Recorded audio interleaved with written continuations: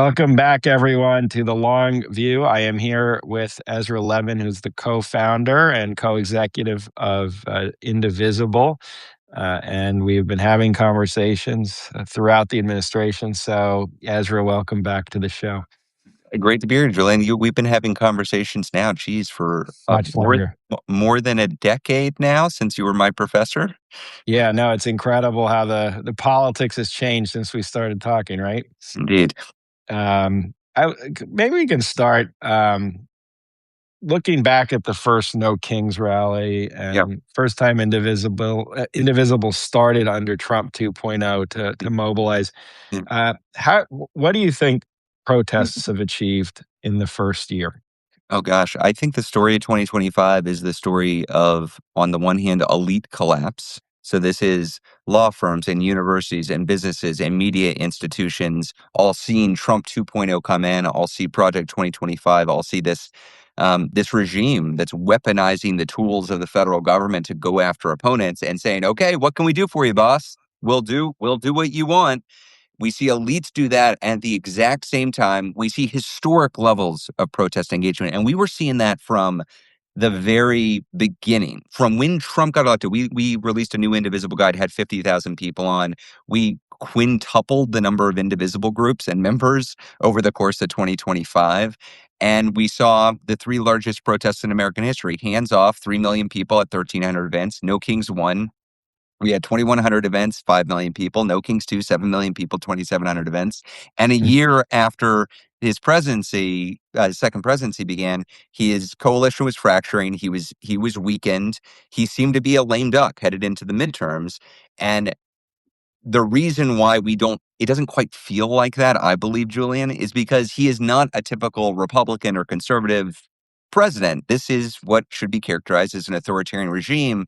And authoritarians don't simply give up power. They don't simply head into a midterms, lose, and then become a lame duck and leave. They lash out. They try to change the conversation. They try to project strength. And ultimately, they try to undermine elections. So I think two things are true. One, he is weaker than he was before because of normal everyday people refusing to do what elites do. And two, we are in a very dangerous moment right now because he doesn't intend to go quietly. And I've been interested in how the protests evolve, and you're at the heart of these. Um, Do you think there's learning that takes place, as has been historically the case, as the movements progress? I mean, do protesters learn what others did a few months earlier? Does it strengthen the movement as it grows? Oh, every protest has both been informed by the previous one, but also informed by what else is happening on the ground. So you look at the first big protest of the year last year was Hands Off, which is at the time was historic. It was roughly double the size of the largest protest in the first Trump term, 3 million people, 1,300 events. And that actually came out of the protests at congressional town halls in February. So Hands Off was in April, but we had just had all these town halls focused on Musk, focused on what Musk was doing with his Doge work, ransacking the federal government, and we held Hands Off specifically to fracture the relationship between the richest man in the world going after the poorest kids in the world and Trump, because we view that as a dangerous relationship and a fragile relationship because Musk was so deeply unpopular. And I'll never forget, in the car on the way to the DC Hands Off protest, where and opening up social media, and Elon Musk had tweeted out my and Leah's picture and said, "We're criminals." And we thought, Hmm. well, they're paying attention. They don't like that people are peacefully organizing. So that the Hands Off protest came out of that. But then the thing that we saw with Hands Off was, you started seeing signs in the crowd. Like, everybody's bringing their own signs, right? And some of them are funny, some of them are poignant.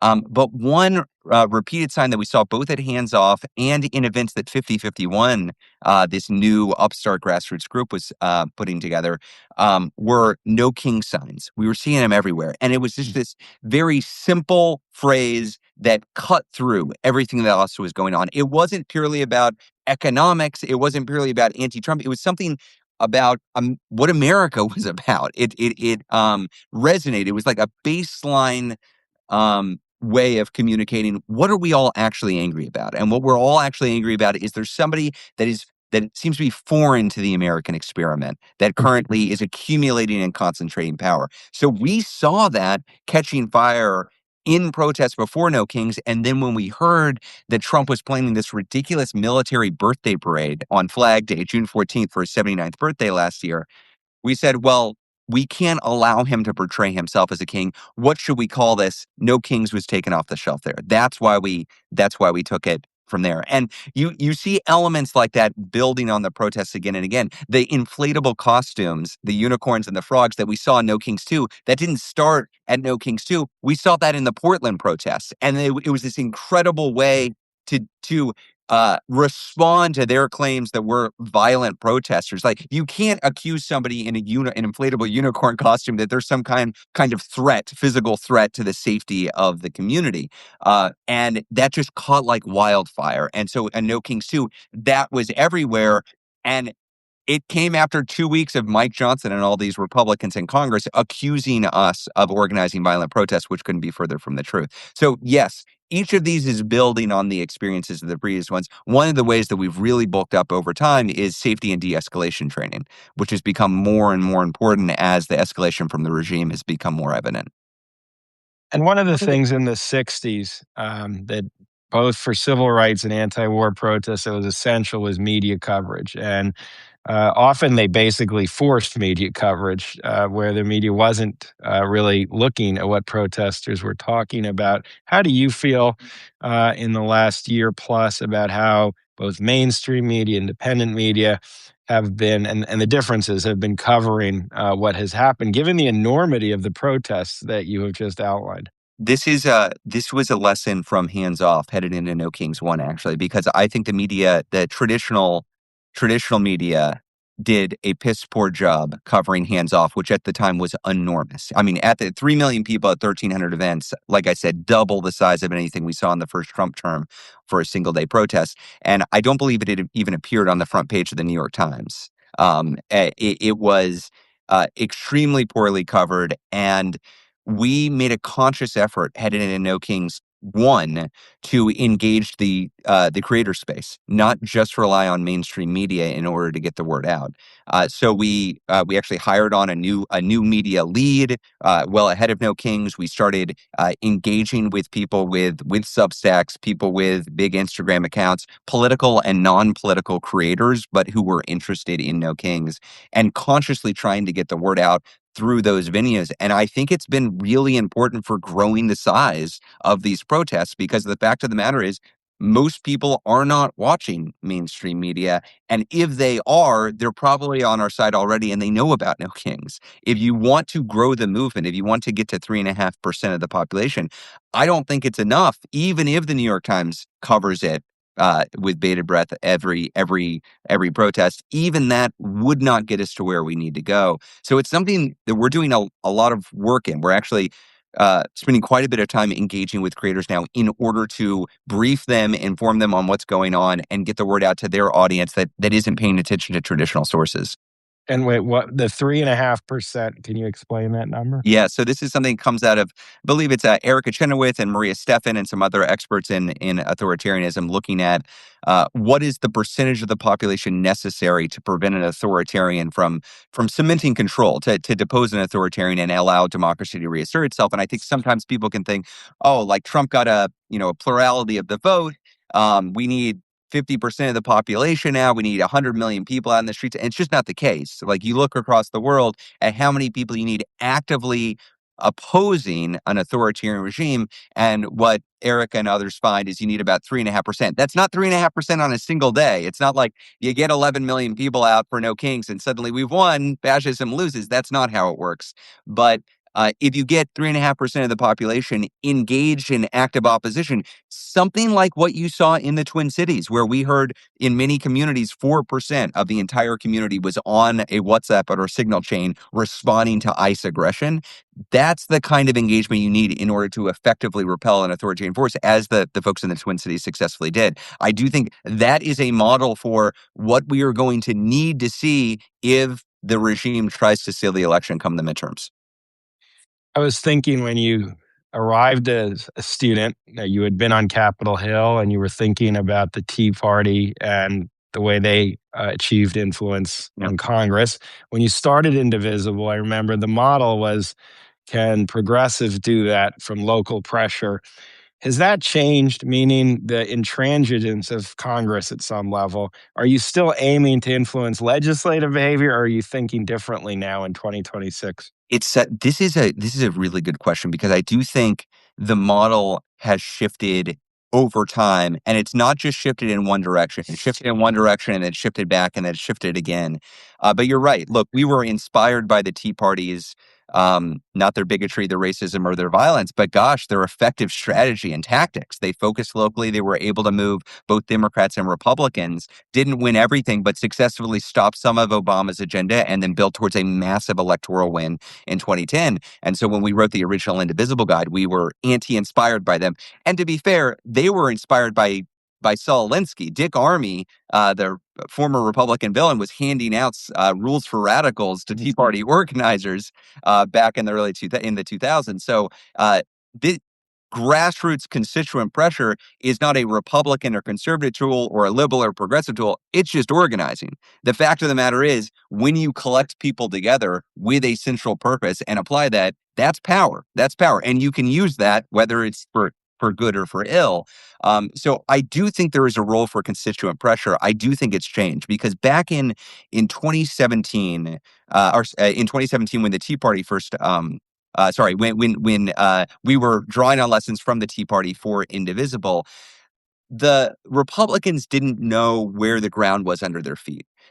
Trump was this unknown figure. He shouldn't have won the presidency. He didn't have a lot control on the Republican Party. There was this sense that he was a fluke, and ultimately normal politics would reassert itself, which meant that in a even moderately conservative Republican district, you could organize a fair amount of pressure, push on them, and they'd say, yeah, we should probably moderate. We should push back to prove that we're not one of these Trump Republicans. We're a normal conservative Republican. That's not the case anymore. That is not the case anymore. Mm. You can count on less than one hand, a couple of fingers, the number of congressional Republicans, elected congressional Republicans, who are willing to stand up to Trump.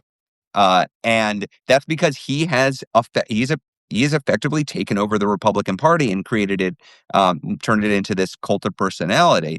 And so, uh, you know, what we recommended for folks after Trump got reelected was not, if you are in a red area, form your Indivisible group and focus solely on your Republican member of Congress, because there's a chance that your Republican member of Congress doesn't give a shit about what you think, and in fact will relish telling you to take a hike, because they are going to be a dyed-in-the-rule Trump Republican, and they're not going to move against. And so then it is incumbent on us to look for, where do we have leverage? You might not have leverage with your Republican senator or your Republican member of Congress, but you might have a city council person or a state senator or state rep or a governor or a lieutenant governor or an attorney general, and that's where you should be focusing. So I do think constituent pressure is still constituent pressure, and there is power there. It doesn't necessarily always make sense to focus on Congress. Sometimes it does. And right now we're in one of those moments. DHS, the Department of Homeland Security, is shut down right now. Shut down. I mean, it's got money, but it has not had its appropriations re-upped. And that's because Senate Democrats are holding strong against Republican demands for more ICE funding. The reason the Democrats are holding strong is because they're scared of blowback from their constituents after Alex Preddy's murder and Renee Good's murder. It's good that they're fearful of blowback. That's democracy in action. That's how it should work. So I think we got to be smarter about how we apply the power, but there is power there. Are you finding any kind of local resistance or efforts to subvert protests and organization? I'm curious, in districts or in different parts of the country with permitting or, Oh, yeah. Oh, What's all the going time. on? Yeah, permitting is a huge pain in the butt. Also, we've seen I don't know if this is coordinated, but we've heard many reports from Indivisible groups and others that it's been increasingly difficult to find event insurance. Seems like a very basic thing, but people are worried that they will be, and insurance companies being worried that they will be targeted and therefore not wanting to get into it. We also see some pretty high profile examples of them trying to push back against folks exercising their First Amendment rights in Virginia, in Texas, elsewhere. They called out the National Guard ahead of Mm. the No Kings 2 protests. My favorite response was from the Austin Indivisibles, who said, "Yeah, the Guard can come and listen to our music and dance if they want," and that's what happened. That's what happened. So I think that they are trying to um, uh, subvert these efforts, but the fact of the matter is, people are pissed, and the worst thing that you can do from I mean, from my point of view, it encourages people to get involved, and this is what we saw in the Twin Cities. I mean, you're a student and a scholar of the '60s. The strategy for those of us fighting for constitutional rights is in part to exercise those rights and invite backlash from the regime, overreach from the regime. And it is that overreach that then brings other people who were not part of the effort in, because they see that and they say, whoa, whoa, whoa, whoa, whoa. I'm not some activist type. I'm not some liberal, but there are ICE agents here saying that you can't exercise your First Amendment rights. I got to protest that. And that's what we saw. That's what we see in the Twin Cities. We've seen it in Chicago. We've seen it in LA. We've seen it in Portland. Anywhere where there is overreach, they are bringing people to us because folks are it almost transcends a political project. It doesn't feel ideological to the folks in the Twin Cities. This is about neighbors protecting each other. Simple as that. And you can be a Republican, a Democrat, or independent. You don't like to see your neighbors getting murdered by a secret police force. So I while I am worried about any authoritarian regime that is antagonistic towards First Amendment rights, I I see that blowing back on them. I see that gaining more active members in this effort, and that's what we need. So it's incumbent on us to identify those times when they are trying to attack people's basic rights and advertising it to folks so that they say, okay, I guess I've got to get off the couch too and be part of this. And that did happen in moments like Birmingham in 1963, Yes. Selma in 65, Kent State in 71, where that kind Yeah. of I've got overreach who do I have expands.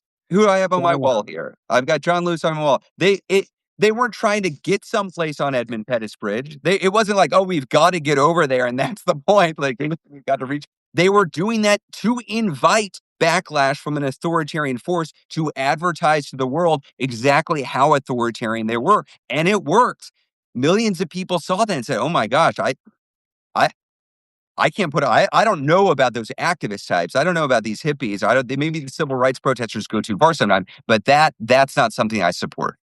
Can I ask? I'm looking at the other poster right Oh, next to your head, No King since 1776. And before I turn to what comes next, how do you think of what you've been doing in the last few years since 2017 in terms of American traditions and American history? As we go into our 250th, how do you see the work you're now involved in within those traditions? look, I mean, I think the country is I mean, at a high level, the country was founded 250 years ago, on in order to push out an authoritarian force that was trampling on the rights that the Americans believed they had and needed to be protected. And we're showing up in nonviolent ways with the same inspiration.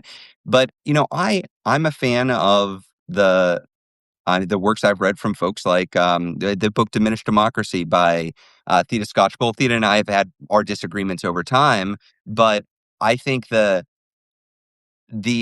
work we can take democracy for granted. We can believe that we have a democracy, we have a democratic republic, and the democratic republic are the institutions we have. It's the Supreme Court, it's the Congress, it's the executive branch, it's the media. That is our democracy, and it exists in buildings somewhere far away. And what's very clear to me is that we don't have a democracy unless normal everyday people are organizing and engaging in that democracy. So my efforts are all around bringing more people into the process and making them understand that not only do you have power, that's the only legitimate source of power. And if you do not organize that, Somebody else is. It's going to be corporations. It's going to be authoritarians. It's going to be people who mean you ill. And if we are going to maintain this democracy in those buildings in DC and elsewhere, we've got to organize ourselves. And I believe in that more than I believe in any individual advocacy item, whether we're talking about healthcare or environment or education or immigration or taxes. I have my opinions on all those things. I don't think we're going to be able to achieve anything good in any of those realms unless normal people are getting engaged and organizing themselves. And I believe good stuff flows from that. Good stuff that we can't even predict flows from normal people engaging in mass. And the enemy in all of this is not, we've talked about it, it's not Trump, it's not the fascists, it's not the Republicans, it's not intransigent Democrats. It is this sense of cynicism and nihilism and fatalism that nothing we do matters, that everything's going to be bad regardless, so we should just give up. That is what I really want to attack and Mhm. convince people is not real. And it's a real challenge sometimes because things are bad and it's easy to lose hope. But I believe it with my whole heart.